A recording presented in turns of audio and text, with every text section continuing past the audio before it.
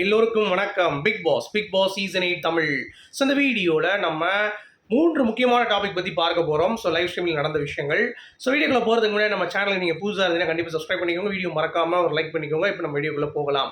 So live ஸ்ட்ரீமிங்கில் வந்து பார்த்தீங்க அப்படின்னா டைரக்ட் நாமினேஷன் ஆரம்பிச்சிருச்சு. ஸோ சத்யா வந்து ஜாக்லின் சொன்னதுக்கான காரணம் வந்து பர்சனலாக ஒரு விஷயம் வந்து பார்த்தீங்கன்னா ஜாக்லின் வந்து பேசியிருக்காங்க போல். அது எப்போ லாங் பேக், அதாவது சத்யா பற்றி அவங்க பேசினாங்கல்ல, அவங்க அதாவது ரம்யா வந்து ஒரு வேளை பொசசிவ் ஆகிருப்பாங்க அப்படின்ற மாதிரி ஒரு சில விஷயங்கள் அவரை குத்தி காட்டுற மாதிரி பேசுனாங்க தெரியுமா, ஃபன்னாக.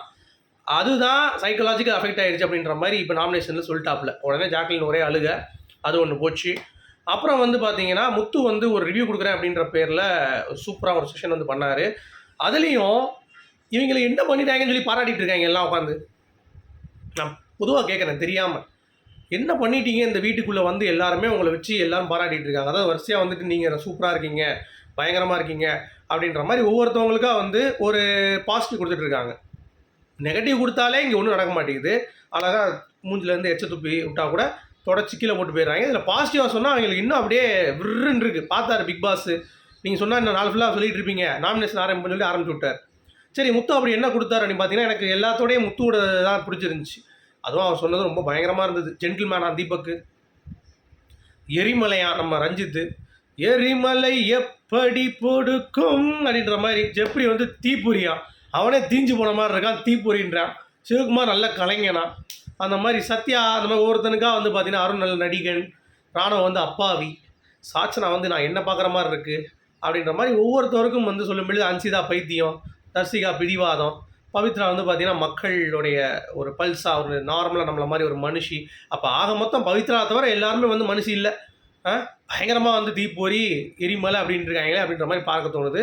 ஸோ எல்லாம் பார்த்துட்டு அப்படியே முழிக்கிறாங்க அப்படின்ட்டு. சௌந்தர்யா வந்து பார்த்தீங்கன்னா ஒரு வசிய மருந்து அப்படின்ற மாதிரிலாம் சொல்லிட்டு இருக்காரு. அடுத்து ஜாக்லின் வந்து ஒரு போட்டியாளராக இவரை நினச்சாலும் இவங்க வந்து ஒரு ஃப்ரெண்டாக நினைக்கவே முடியாத அளவுக்கு ஒரு நல்ல ஒரு காம்படிட்டராக எனக்கு வந்து தெரியுறாங்க அப்படின்ற மாதிரி ஜாக்கை வந்து ஒரு பல்லு பிடிச்சி படம் பார்த்துட்டேன். ஸோ ஆக மொத்தம் இதை மாதிரி எல்லாருமே சொல்கிறாங்க. சாச்சனா வந்து பார்த்தீங்கன்னா பயங்கரமாக சொல்லிட்டு இருக்காங்க. தீபக் வந்து இதை டாஸ்க் இனிஷியேட் பண்ணி பண்ணார். எனக்கு தெரிஞ்சு எதுக்கு இது பண்ணாங்க அப்படிங்கிறது தெரியல, இது ஒரு பக்கம். அடுத்து இந்த முடிஞ்ச பிறகு இந்த ஜாக்லின் அழுதுட்டு ரெஸ்ட் ரூம்லாம் போயிட்டு இருந்தாங்க. அப்போ இவங்களும் வந்து போனாங்க, போய் மேக்கப் போட்டுருந்தாங்க. பிக் பாஸ் பார்த்து பிடிச்சி விட்டார்.